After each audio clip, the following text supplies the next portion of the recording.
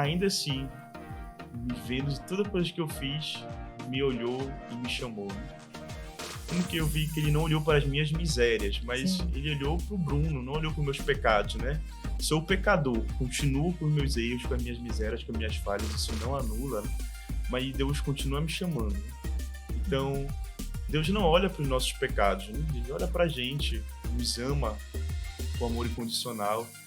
E isso que é o mais bonito, né? Que eu tenho a minha miséria, você tem os seus defeitos, também suas virtudes, mas o que Deus quer mesmo é o nosso coração, né? Porque a nossa relação humana, a gente corre o grande risco de se decepcionar com as pessoas, com os erros dela, né? Mas Deus não é assim.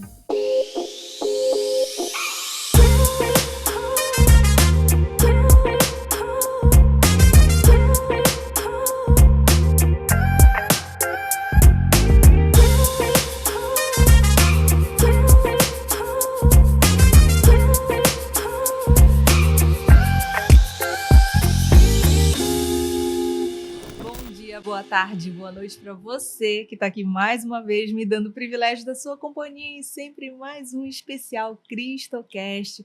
Se é a sua primeira vez aqui no nosso canal, muito prazer, eu sou Andrélia Amazonas, anfitriã aqui do Cristocast, com muita alegria eu recebo você aí do outro lado para que você tenha uma mensagem de Deus toque diretamente no seu coração.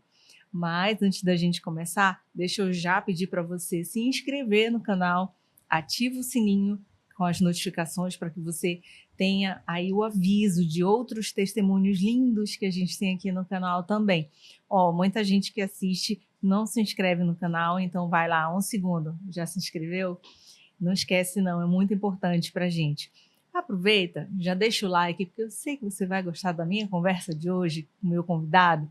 E compartilha também. Pega esse link, manda para 3 pessoas que você ama ou pessoas que você sabe que estão precisando ouvir uma mensagem do Senhor. E dessa forma você vai ser também um canal de bênção para ajudar na vida dessa pessoa, né? Olha só que bonito.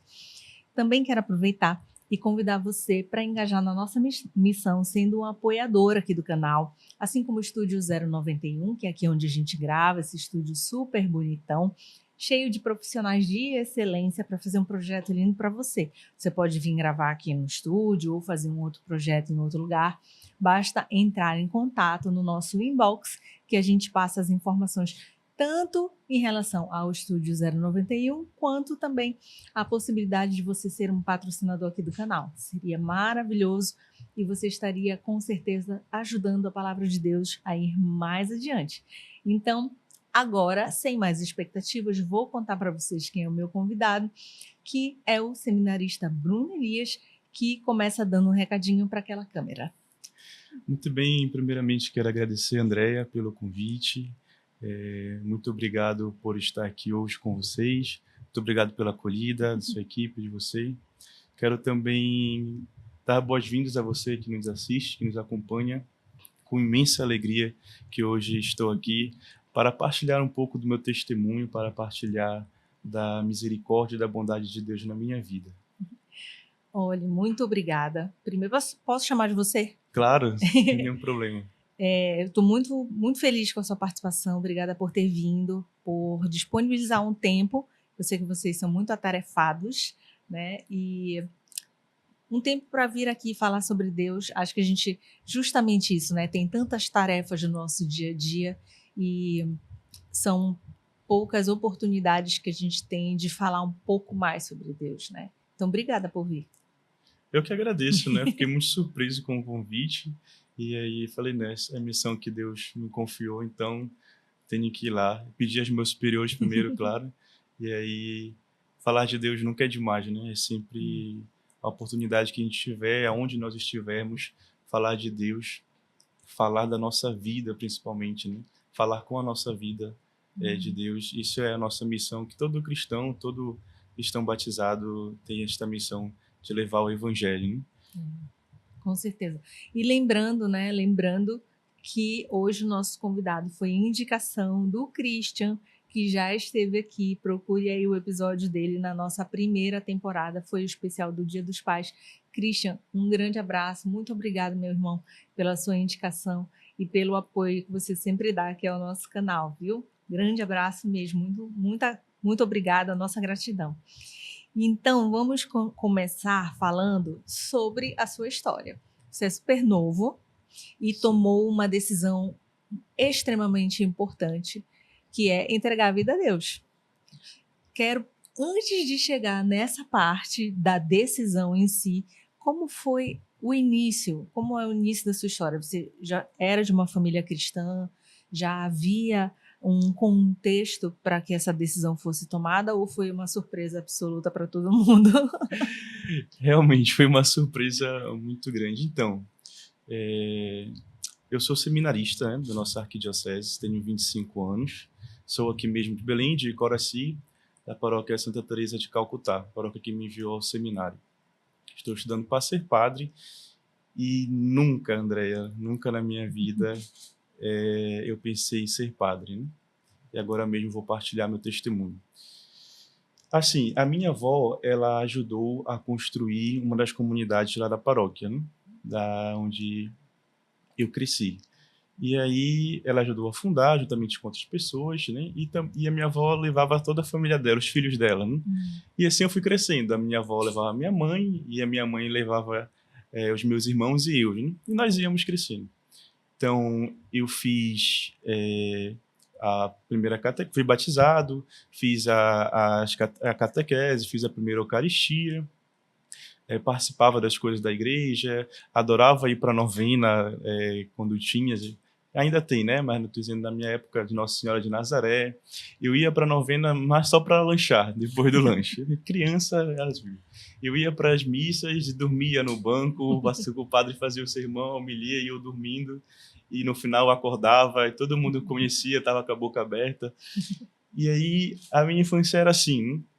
Sempre fui um rapaz, uma criança caseira, né? Ia para casa dos meus parentes, ia para a igreja. E assim eu fui crescendo, né?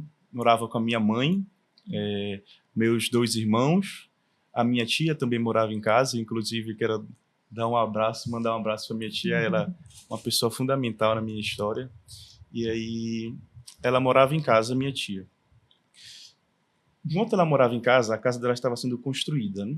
Então, a minha tia não pôde ter filhos e eu sempre fui muito apegado com ela. E quando a casa dela ficou pronta, eu fui morar junto com ela.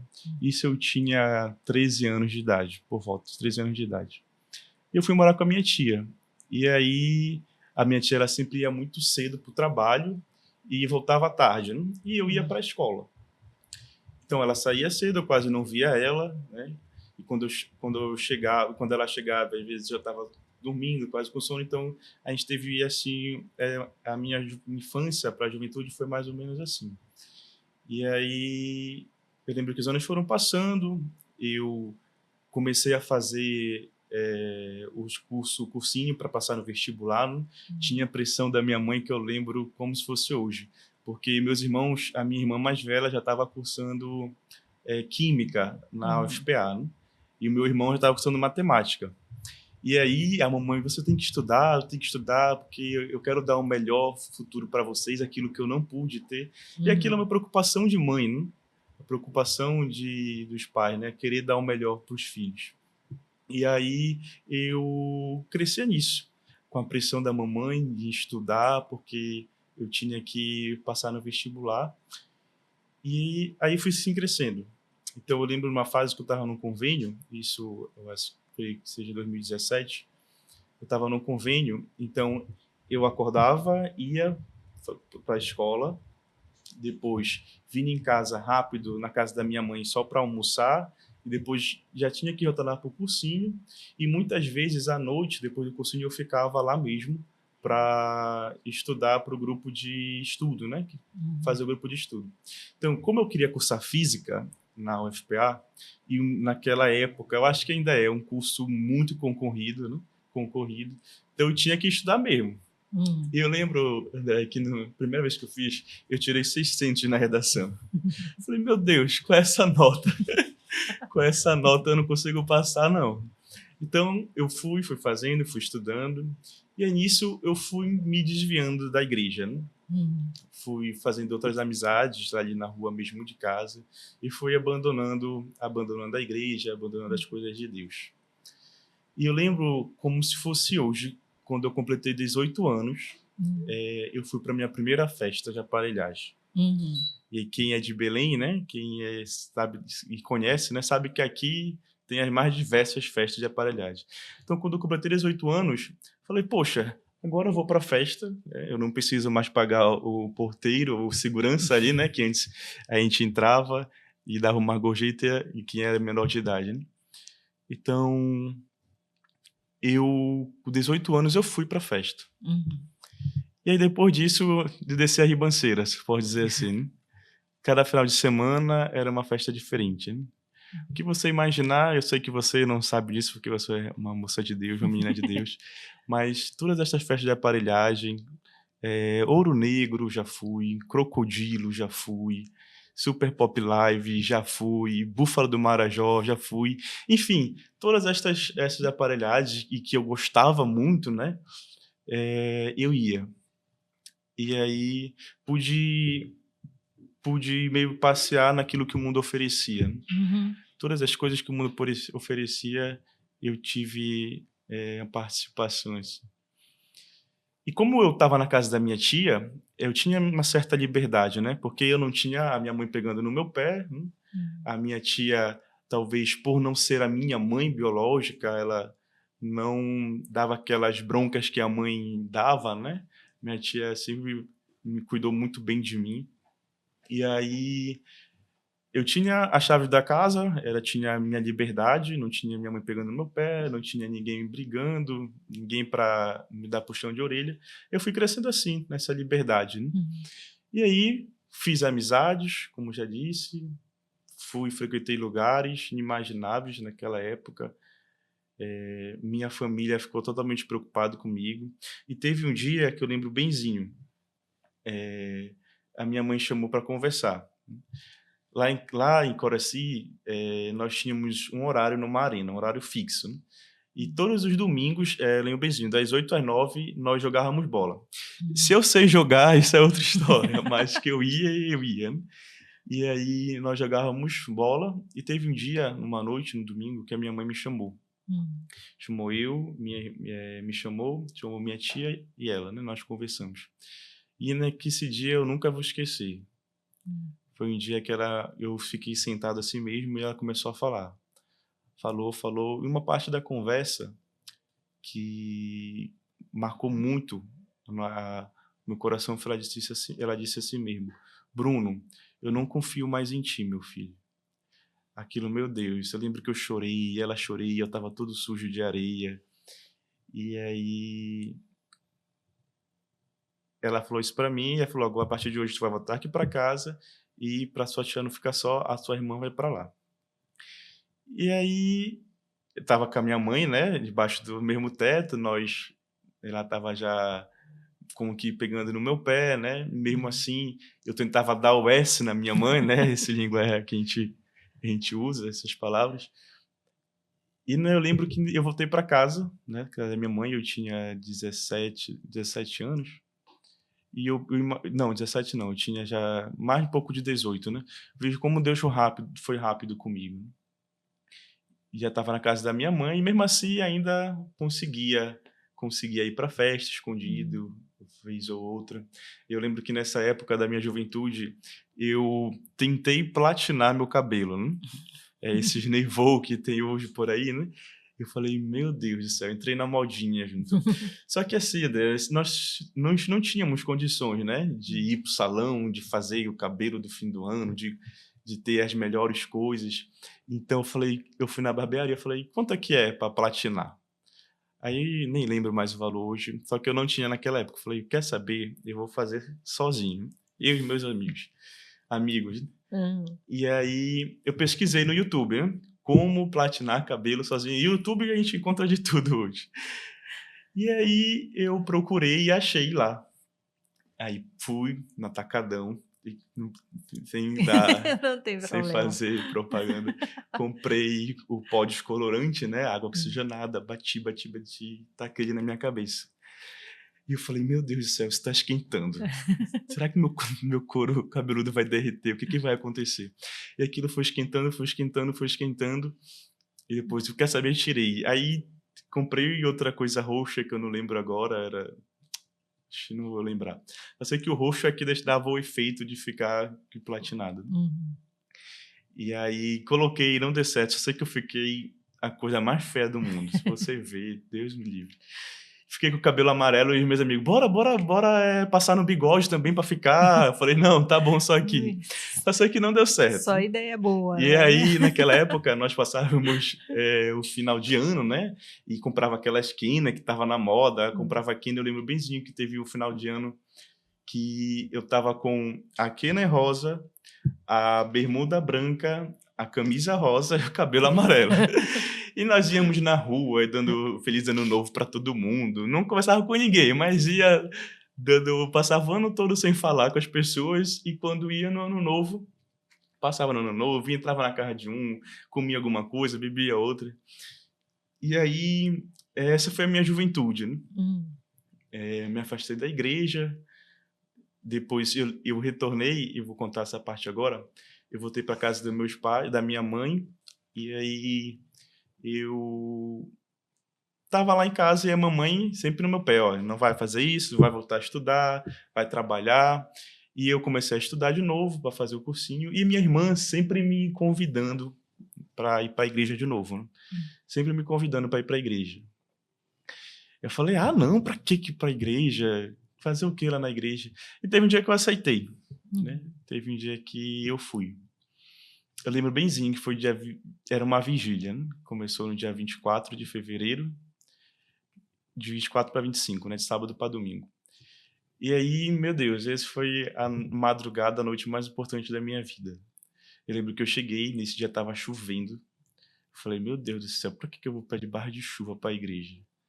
E era a capela onde a minha avó tinha ajudado na construção, na fundação. Eu fui, sentei lá no último banco. Por ter uma caminhada, as pessoas me conheciam, as pessoas conheciam minha avó, sabiam de quem eu era, né? Olha, neto da Dona Maria. Então eu fui, sentei lá no último banco, as pessoas passavam, falavam comigo. Meus irmãos também estavam muito engajados, ainda são, graças a Deus. Cantam na igreja. Eu fui o único que não tive esse dom. Né? Então, teu irmão canta, teus irmãos tocam, tu faz o quê? Eu falei, só sei bater palma, e o resto eu não sei fazer não. Se eu cantar aqui, todo mundo sai correndo. Então, eles estavam animando nesse dia lá, a vigília. Eu estei no último banco.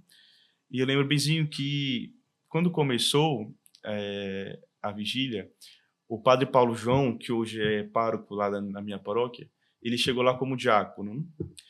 E ele já chegou com uma missão de construir outra paróquia. É assim, tinha a Paróquia Divina Misericórdia, que tinha 10 comunidades, e ele foi para lá como diácono para dividir a paróquia e ficar 5 comunidades para cada paróquia, cada igreja. Então ele foi e ele começou a fazer um momento de oração e tinha alguns missionários da comunidade Shalom nesse dia e ele colocou como que eram 4 pessoas, se eu não me engano, assim na frente, e ele falou que quem quisesse abraçar uma daquelas pessoas podia abraçar naquele momento. Né? E aí eu não sei o porquê eu fui. Fui aleatório, abracei uma pessoa e ele começou a rezar por mim. Ele falou assim mesmo, perguntou meu nome, eu disse que é Bruno, e ele começou a rezar por mim. E aí ele falou, de todas as vezes que tu te sentires imundo e sujo por conta do pecado, eu te acolho de volta. Seja bem-vindo, Bruno. Falou assim mesmo.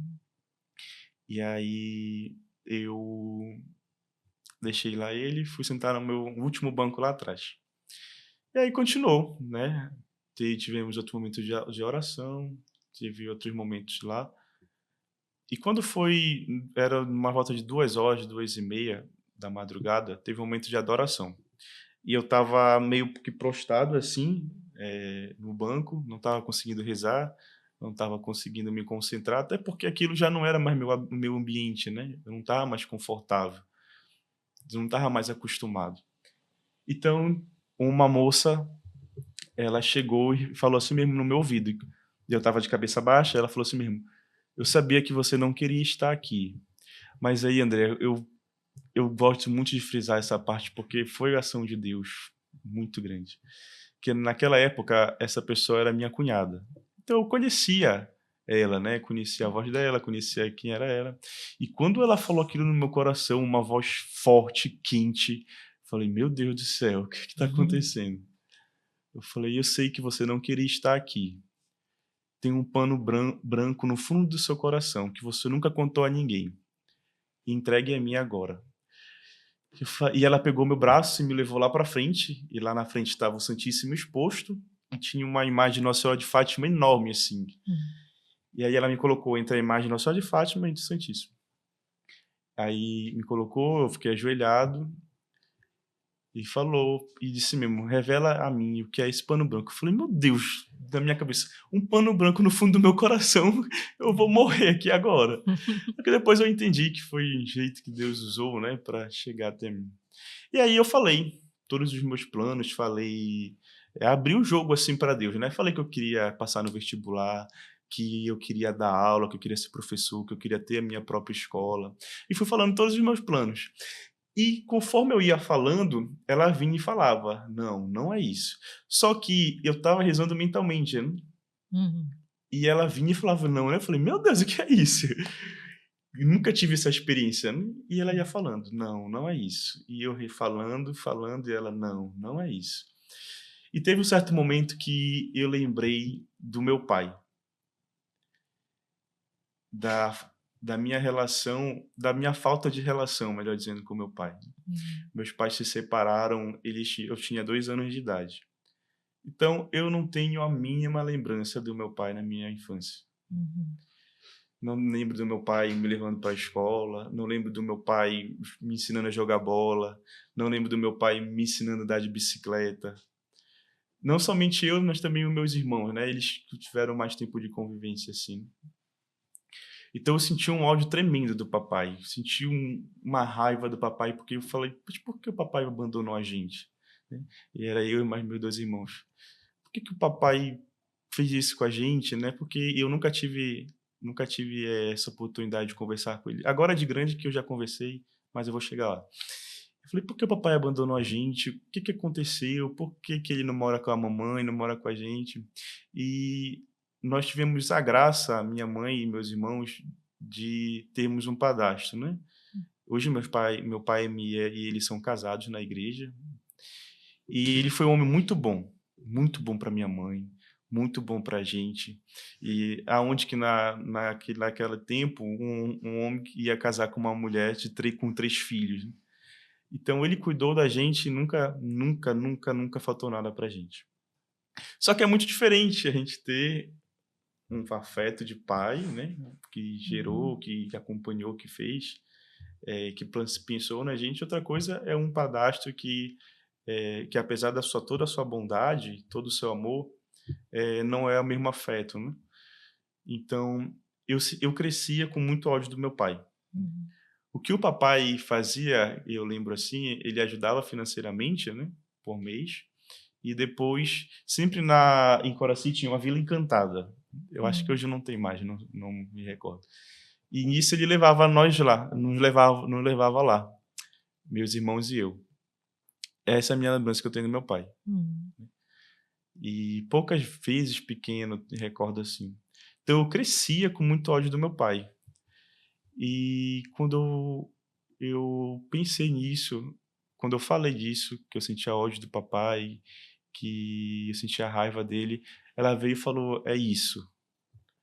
Então, naquele momento eu entendi o que era aquele pano branco, né, o que é essa raiva que eu sentia do papai. Então, a partir daquele momento, eu primeiro me perdoei por sentir tanta raiva do papai, né, e aí ela disse assim mesmo: "De todos os caminhos espinhosos e pedregosos que tu andares, a minha mão vai te sustentar." E depois teve um diálogo muito profundo, isso durou acho que uns 45 minutos. Depois eu escutei relatos da minha irmã dizendo que eu estava lá ajoelhado em prantos, rezando, e aí esse foi o momento mais, assim, mais forte, né. Depois eu voltei para a igreja, né? Voltei para a igreja, estava todos os dias na igreja, todos os dias na igreja. De domingo a domingo eu estava na igreja. Comecei a voltar para a igreja, participava das coisas na igreja. E aí teve um dia que eu lembro benzinho, a mãe falou assim: "Meu, pra onde tu vai, meu filho?" Falei: "Mãe, eu vou para a igreja." Ela: "De novo? Tá, vai virar Papa Hort?" Ela falou assim mesmo. Falei: "Mãe, eu não entendo. Se quando eu tava nas festas, tava por aí, onde a senhora nem sabia onde eu tava, a senhora me brigava. Agora que eu tô indo pra igreja, a senhora me briga de novo." Ela: "Vai, pode ir." Então, eu comecei a ir pra igreja. E teve um tempo que eu queria ir pra igreja, mas eu queria fazer alguma coisa. Eu queria servir, estar engajado em alguma coisa. Só que na minha idade, a vigília foi dia 25 de fevereiro de 2018. E aí eu já ia completar 18 anos naquele ano. E a idade máxima para o grupo de coroinhas, que foi o que eu me identifiquei, era 18 anos, então eu não podia mais. Então, grupo de coroinhas eu não podia entrar. Cantar, pro grupo de canto, se eu começar a cantar, já lhe falei, né? Então, eu me via sem saber o que fazer, né? Sem muita coisa atrativa ali para a minha idade. Então, eu lembro que num dia eu ia para a missa e fazia a leitura. No segundo dia eu ia fazer o salmo. No terceiro dia eu ia fazer as preces. Então, para intercalar, para não ficar fazendo só a mesma coisa. E assim estava a minha vida. E eu comecei a pedir a Deus em oração para ele me mostrar o que ele queria, o que ele queria de mim. Eu estava indo para a igreja todos os dias, mas eu estava com aquele desejo, algo a mais. Então, quando foi em maio, eu participei de outra vigília. E aí eu vi como que Deus foi muito rápido, assim, porque em fevereiro tive uma experiência muito forte com o amor dele. Em maio eu já recebi uma missão, e eu vou partilhar agora. Eu estava na vigília, outra vigília, e eu estava rezando nesse momento por um dos meus amigos que me ajudaram, que me apresentaram as coisas, né, do mundo. Estava rezando muito por eles. E aí foi um momento que o rapaz veio, o intercessor falou assim mesmo em mim, comigo: "Ele não poderá vir hoje, mas ele vai vir, e vai ser pelo teu testemunho de vida." Eu nunca contei isso para ele, né? Eu nunca contei isso. Um dia, talvez se ele assistir esse Tem que podcast, mandar para ele o podcast. ele vai ver. E aí eu falei: "Meu Deus." Falei: "Tá, se ele vai vir, vai vir." E continuou: "Então eu tô te dando uma missão, de levar o meu evangelho a todas as pessoas que ainda não ouviram falar de mim." E o caramba. Mas mesmo assim, André, eu fiquei: "Meu Deus, como é que eu vou realizar isso?" Porque cada um de nós podemos levar o evangelho, né? Cada cristão tem essa missão, cada batizado tem esse dever de levar o evangelho. E agora a minha pergunta era: como que eu vou fazer isso, né? De que forma eu vou fazer isso? E aí continuei rezando, apresentando a Deus. E teve um dia que, na hora da consagração, eu estava rezando na missa e eu pedi a Deus o que que ele queria de mim, o que que ele queria de mim. E eu vi assim, eu fechei o olho, meio que eu vi na hora do santo os coroinhas entrando, a música cantando. E quando eu olhei para o altar, era eu que estava levantando assim a Eucaristia. Nossa. Falei: "Meu Deus do céu." Aí eu abri o olho assim logo. Às vezes com susto, não, eu abri o olho assim e falei: "Será que eu estou sonhando?" E aí depois eu me aproximei do padre Paulo João, né? Ele, como eu falei, tinha ido para lá para criar outra paróquia. E ele já tinha sido ordenado padre. Eu me aproximei dele.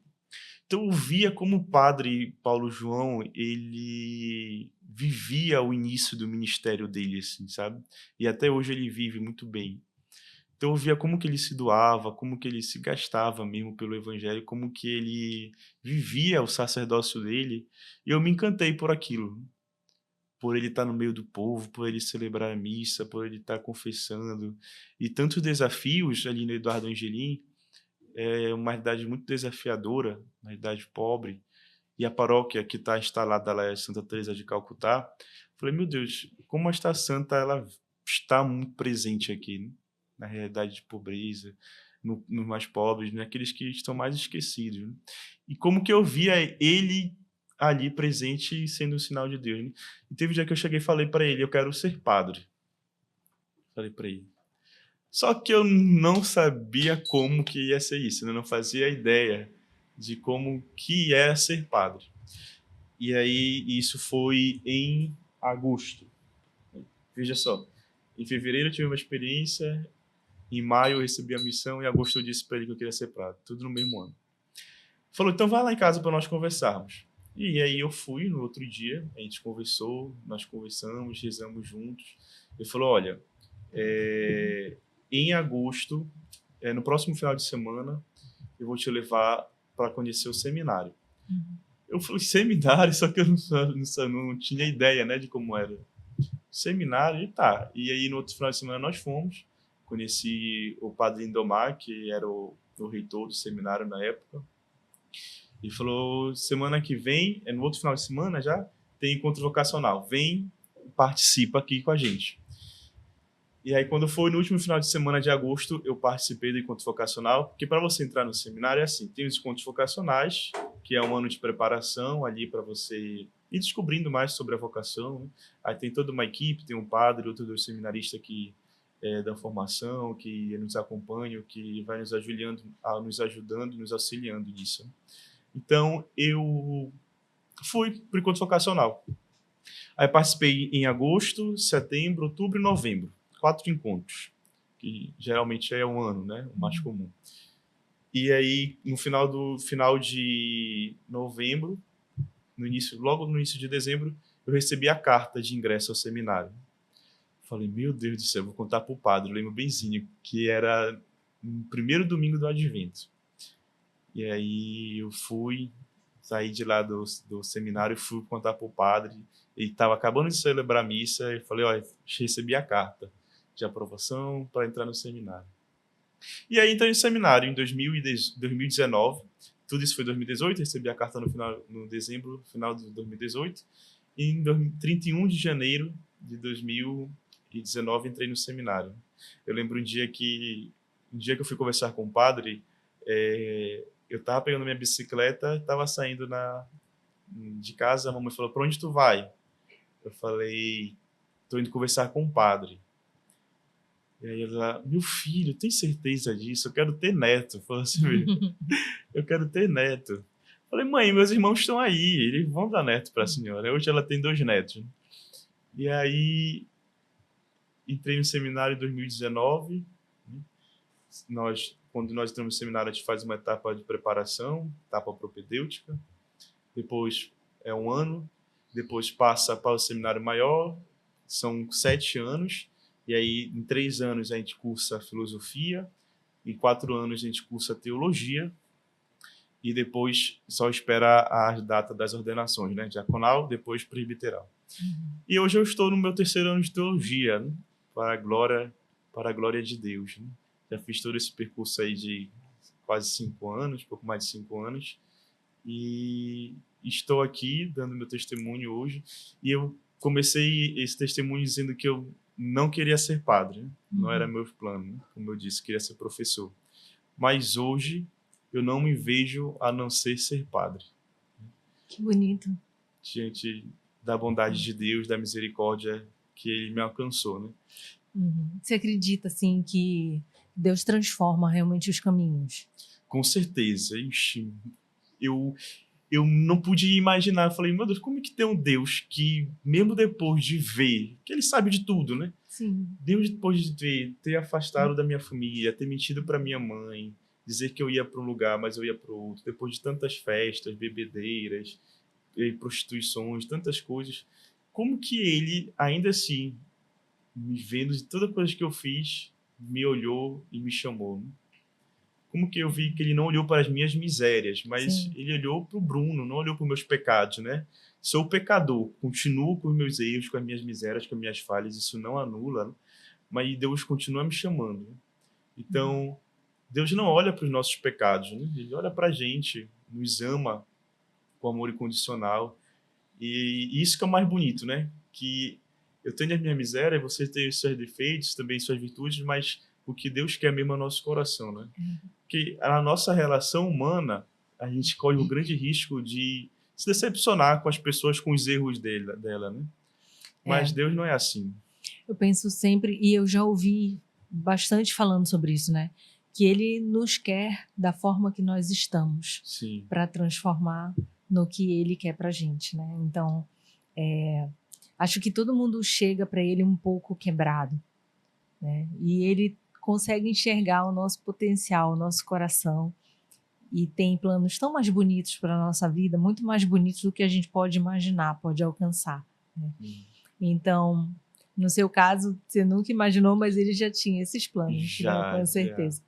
Você acredita, assim, no seu testemunho, eu fiquei pensando bastante assim, você jovem, o ambiente influencia completamente na sua postura, nas amizades que você vai ter, na parte, vamos dizer, de você ceder às tentações do mundo, né?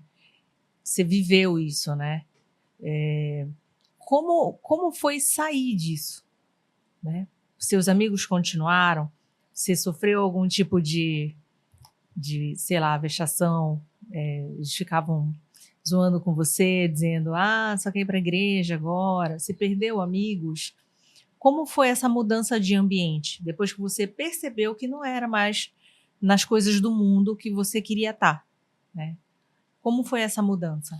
Assim, isso é inevitável, né? Assim como que eu fui para a igreja naquele dia sem muita vontade, né? Sem me sentir bem. Então, quando eu saí de lá, que eu me deparei com todas as coisas que ainda estavam iguais, né? Porque aqui dentro já estava um início de mudança, né? Não foi da noite para o dia, pá, pronto. Não é assim, né? Mas ali deu um início, né? Então, eu não estava mais agora confortável lá no meio. Uhum. E aí, eu ficava, meu Deus do céu, eu não quero mais isso para mim. Não que eu seja melhor que eles, não é isso. Mas na minha cabeça, eu experimentei algo tão sublime, tão perfeito, que eu queria aprofundar mais, né? Então, foi meio que naturalmente, né? Eu fui fazendo agora amizades na igreja e aí fui deixando, e isso foi algo que eu fui percebendo, né? As outras coisas de lado, assim, né? Não estava mais final de semana, no sábado de madrugada, nas festas. Muito pelo contrário, já estava em casa para ir no domingo de manhã para missa. Não estava mais, quando nós não íamos para a festa, a gente ficava na rua mesmo, conversando e bebendo e fazendo outras coisas. Não estava mais nesse ambiente. Então isso foi mudando pouco a pouco. Só que, como foi muito rápido, as pessoas não acreditavam, assim, sabe? Então as pessoas, depois que eu entrei no seminário, as pessoas perguntavam, mas é isso mesmo que tu quer? Perguntava, tua mãe te obrigou? Alguém te obrigou? O que aconteceu? Eu até entendo eles, porque eles não passaram a mesma coisa que eu passei, né? Sim. Então, isso é inevitável, né? A gente se afasta. Hoje eu tenho contato com eles ainda, não excluí totalmente, né? Porque eles marcaram a minha história, né? Apesar de tudo que aconteceu, eles fazem parte da minha história, nós crescemos ali juntos. Então, tenho contato com eles. Isso não é problema para mim, mas hoje eu sei o que eu quero. E você acaba virando um intercessor, né? Você vai orar por eles, ser aquela pessoa que eles possam buscar quando quiserem conversar a respeito sobre essas coisas do mundo, sei lá. E sempre nas férias eu vou lá. Vamos comer uma pizza, a gente conversa, aí atualiza as coisas. Às vezes, eu estava até conversando antes de vir para cá, tinha me mandado mensagem com um dos meus amigos. E aí, sempre estou lá com eles. Pergunto, tá precisando de alguma coisa? Como é que tá em casa? A gente não perdeu esse laço. Olha, outra coisa que eu queria te perguntar. Você citou a questão do seu pai. Você não teve muita convivência com ele. Como é tratar em Deus esses sentimentos que são difíceis para a gente, né? Sei lá, rejeição, do abandono, ou tristeza, uma mágoa, o perdão, a falta do perdão. O perdão é muito difícil, né? De se perdoar e de perdoar o outro. Como foi para você tratar isso, sabendo do que Deus quer para a gente? Então, olha só. Primeiro de tudo, sozinho você não consegue. É muito difícil, porque ali foi o início que eu primeiro me perdoei por ter sentido tanto tempo rancor, ódio, sem antes compreender o que realmente aconteceu, né? Então, o que eu escutava realmente era somente a versão da minha mãe. E aí, depois que eu comecei um trabalho, que eu entrei para o seminário, que eu procurei o meu pai, conversei com ele, falei, pai, eu queria ouvir hoje do senhor, o que o senhor tem a me dizer? Por que vocês se separaram? O que aconteceu? Por que o senhor não buscava nos encontrar com meus irmãos, né, nos encontrarmos? E aí eu escutei ele, foi uma conversa muito tranquila. Eu lembro que foi a primeira vez que eu dei um abraço muito sincero no meu pai, dizer que eu amava ele. Só que para eu chegar nesse ponto, eu tive que fazer uma terapia, que se chama abordagem do inconsciente, que é a ADI. E aí eu fui, isso é em Minas Gerais, né? Aí nós, os consagrados, os padres, os bispos têm essa graça especial. Quem já fez sabe como é. Então, ali eu passei 2 semanas lá, e aí eu trabalhei muito isso, né? A rejeição do meu pai, o abandono. Eu vi como que muitas coisas não eram também só culpa dele, né? Por eu ter crescido muito com a minha mãe, então eu tenho muitas mágoas, muitas marcas dessa criação.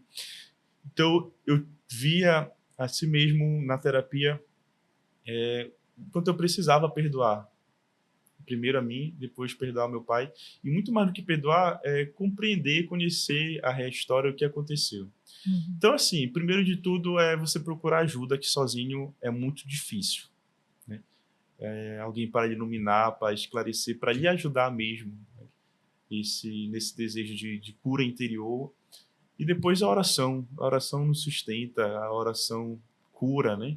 Cura muito a intimidade com Deus, faz a gente se libertar de coisas que a gente pensa que vai ser para sempre, mas não é.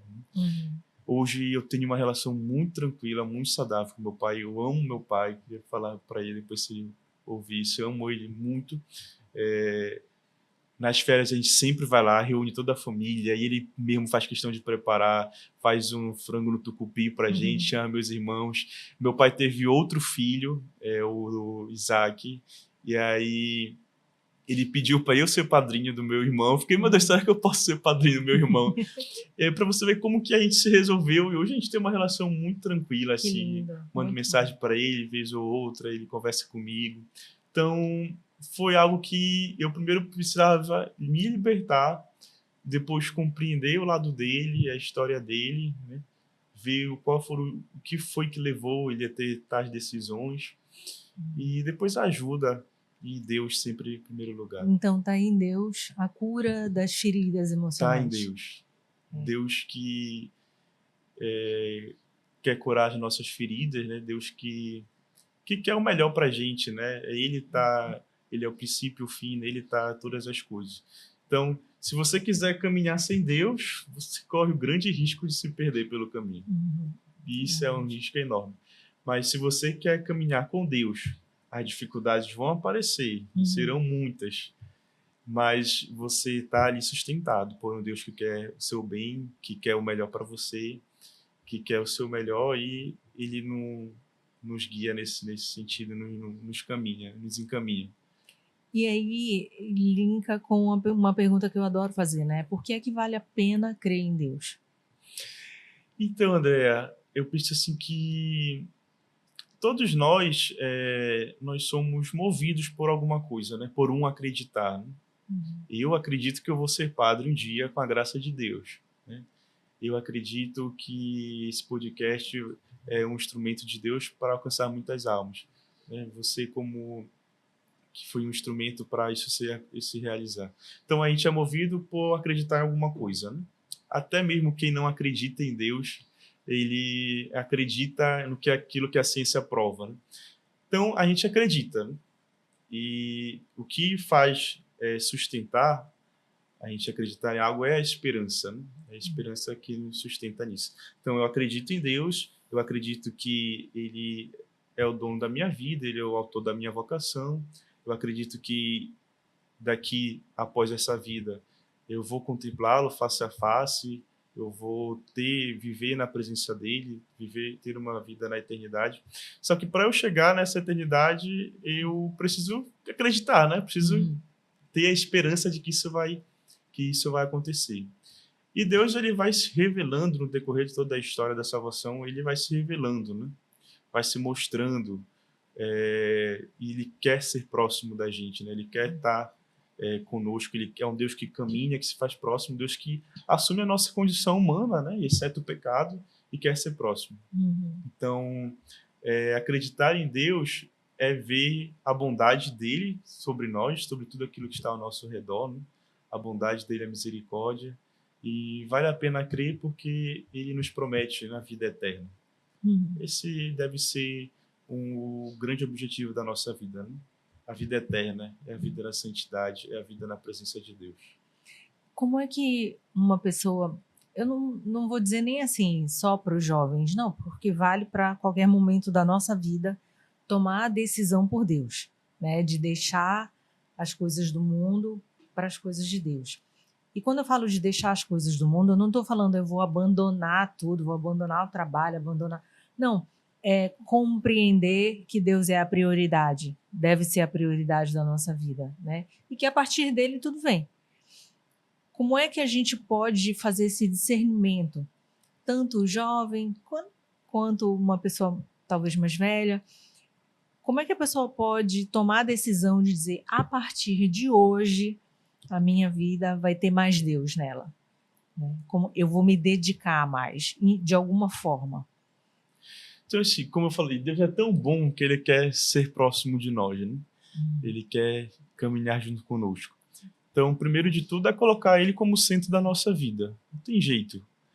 Não tem jeito. Uma pessoa que quer ser dono da própria vida, quer ser o centro da sua própria vida, quer fazer as suas próprias vontades, não tem outro caminho senão a perdição. Então, quando a gente coloca Deus no centro, e a partir do centro, todas as coisas em volta vai girar em favor, esse é o primeiro caminho. Colocar Deus no centro de tudo, né? Ele é a prioridade. Tem um amigo que quer fazer isso. Bruno, vamos para a festa. Logo quando no início das minhas férias, as primeiras férias, eu lembro bem que eu recebi tantos outros convites para a vida passada que eu tinha. Eu falei, não, Deus é o centro agora. Ele é a prioridade. Então, a gente precisa ter primeiro essa consciência. Só que é difícil. É muito difícil. Mas Deus continua sendo tão bom ainda que Ele dá como que algo para nos sustentar. Vai dando coisas para nos sustentar, para que Ele seja o centro. E aí a gente tem uma vida de oração, uma vida de intimidade com Deus, né? A gente precisa estreitar todos os dias os nossos laços com Deus, a gente precisa ter uma intimidade com Deus. Isso é o nosso objetivo, um dos objetivos da nossa vida. Para que Ele seja no centro, Ele vai dando outros meios para isso ser sustentado. Vida de oração, vida eucarística, a gente precisa ter a nossa vida eucarística, ter a nossa vida de oração, o nosso momento de intimidade com Ele. Depois tem outros meios, as Sagradas Escrituras também, a intimidade com a palavra. Deus nos fala também por meio da sua palavra. Depois a vida comunitária, eu trago ali para a minha vida de seminário, né? A vida comunitária também, isso vai mostrando como que Deus vai agindo, como que o outro revela a gente, né? Nesse caminhar. Depois, vida de oração, vida eucarística, a frequência nos sacramentos, confissão, eucaristia. Depois as Sagradas Escrituras, e os amigos nos ajudam também, né? As boas amizades, deixar isso bem claro. As boas amizades é como um tesouro, né? É um sustento para nos mostrar também, para nos iluminar nesse sentido, para que Deus seja sempre o centro. Eu não sei se é uma impressão minha, mas assim, eu tenho acompanhado um movimento muito grande de jovens nas paróquias. Eu acho que tem muito jovem hoje em dia procurando viver um pouco mais essa busca pela santidade. E a santidade não é um tema que é muito popular entre os jovens, né? Sim. Convenhamos. Porém, me alegra ver que já existe hoje um movimento muito bonito da juventude considerando isso, né? Considerando buscar mais a Cristo, considerando viver a vida um pouco mais voltada para as coisas de Deus do que para as coisas do mundo. Não sei se é uma impressão minha, mas eu vejo as paróquias com muitos jovens, isso me alegra demais. Olha, é realmente falar de santidade no meio de jovens, sobretudo, é algo que ainda é muito difícil, é muito exigente, na verdade, né? Porque quando a gente vai falar sobre santidade, muitas pessoas já nos olham por outro lado, outros olhos, né? Sim.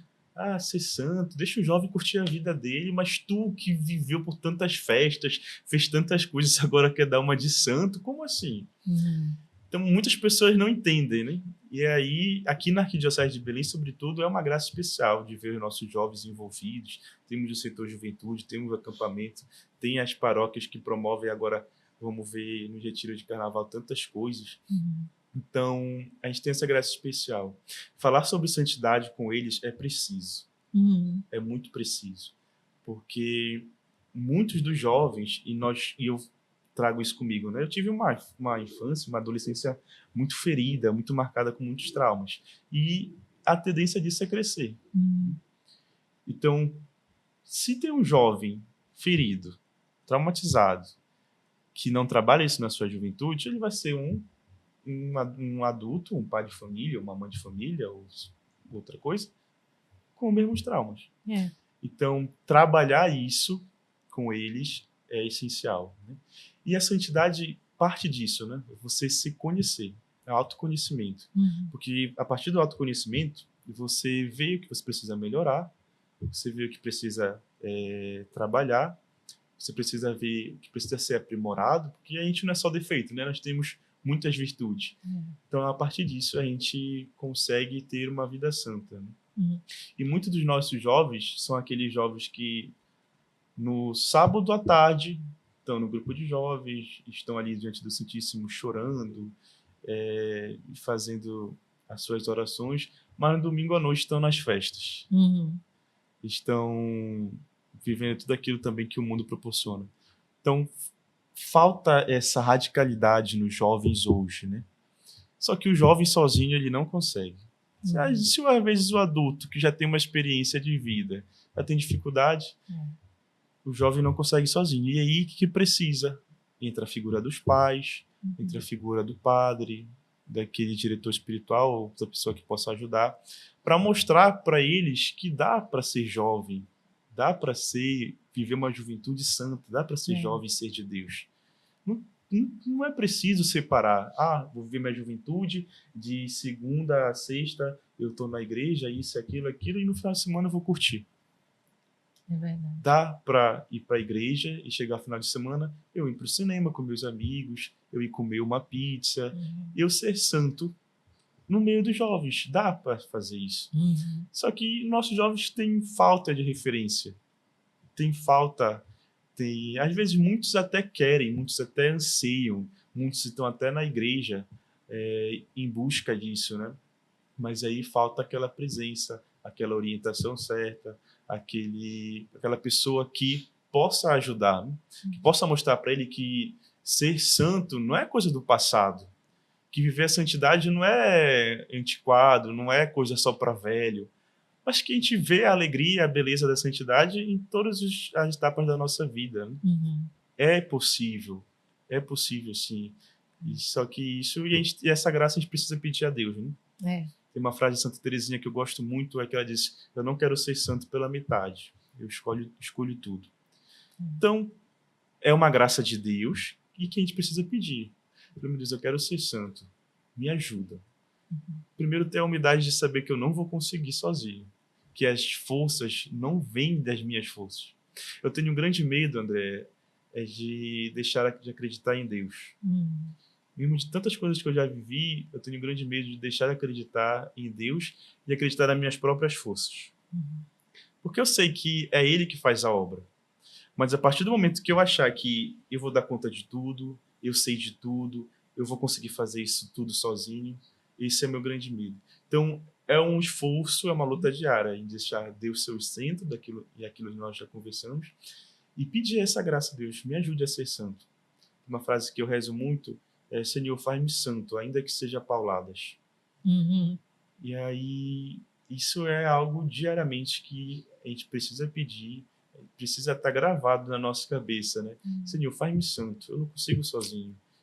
Eu tenho as minhas misérias, tenho as minhas dificuldades, que são inúmeras, mas que iluminados pela graça de Deus, pode ser transformado, pode ser mudado de miséria e sendo trabalhado para uma virtude.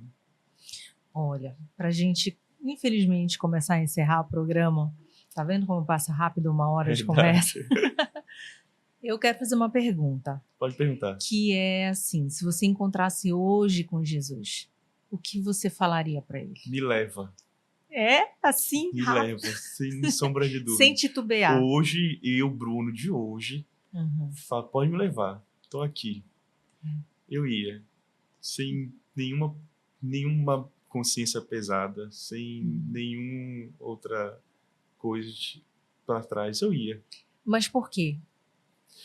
Porque, André, depois de tantas coisas que eu já passei nessa vida, né? E, claro, todo mundo tem suas dificuldades, todo mundo tem a sua história de vida, isso é muito peculiar, particular de cada um. Eu vi que não dá mais para brincar.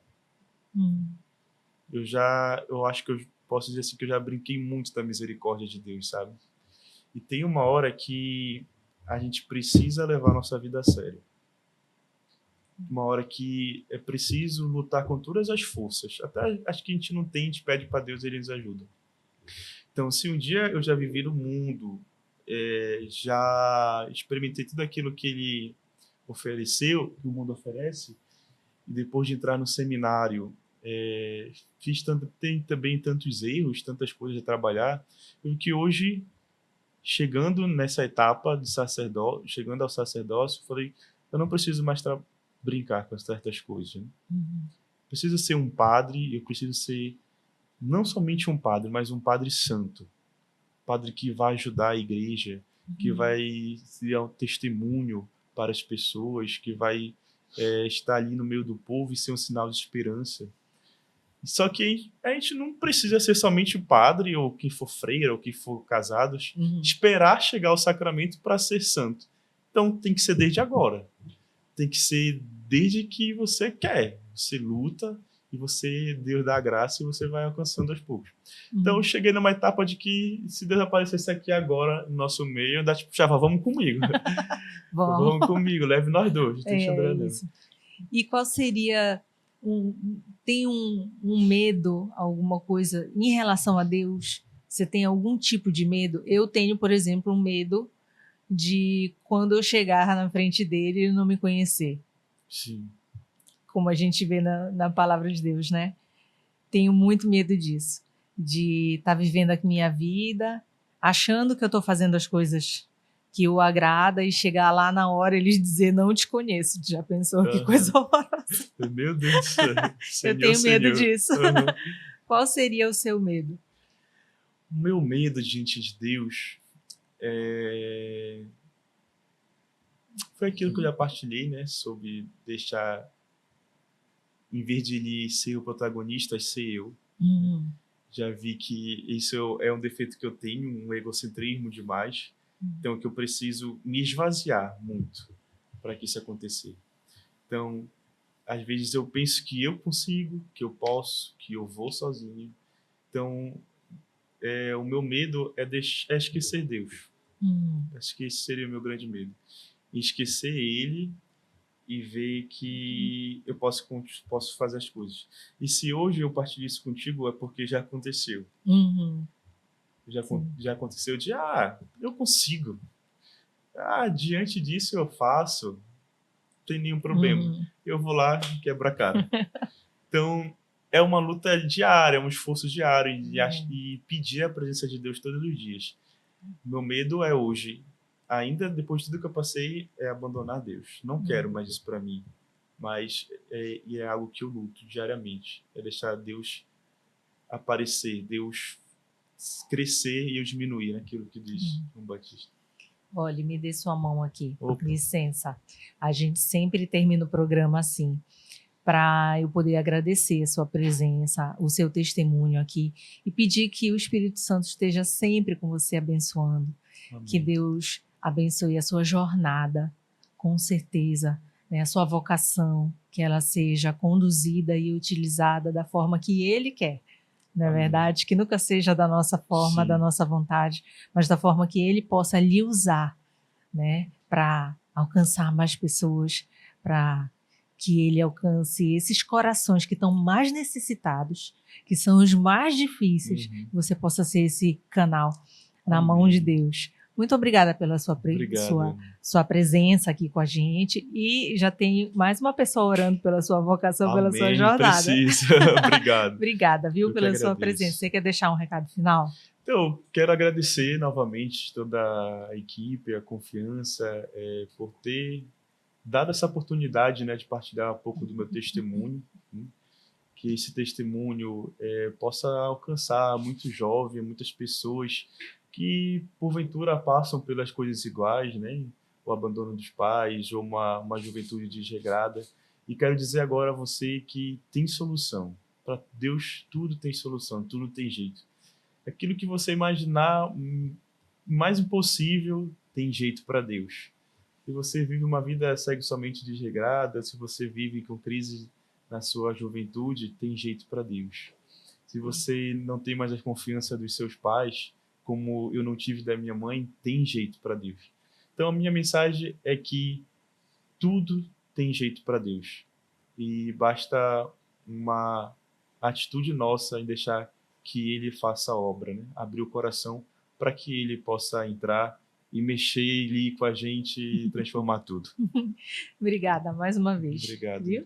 Então você ficou até agora acompanhando a nossa conversa. Eu não falei que ia tocar o seu coração. Comenta aqui pra gente qual foi a parte, o que mais tocou, o que mais ficou na sua cabeça, o que você precisa discernir. E aí, quando você for discernir, você pede a presença do Espírito Santo para que ele te ajude a compreender. Nossa, ficou no meu coração tal mensagem. Espírito Santo, vem aqui, fala comigo, me ajuda a pensar a respeito, como é que eu posso aplicar isso na minha vida? E é assim que a gente vai devagarzinho, criando um relacionamento com Deus, trazendo Ele para o nosso dia a dia, fazendo com que o Espírito Santo se faça presente diariamente. Quando a gente acorda, uma das coisas que a gente tem que falar é: Espírito Santo, o que a gente vai fazer hoje? Entende? Então, traz Deus mais para perto de você, traz Ele para dentro do seu coração, e a gente aqui traz os testemunhos para você ver que é simples. É assim, no dia a dia, numa vida cotidiana, que Deus vai estar cada vez mais presente na sua vida também. Então, obrigada pela companhia, e você sabe que, como sempre, eu e você nos vemos no próximo CristoCast.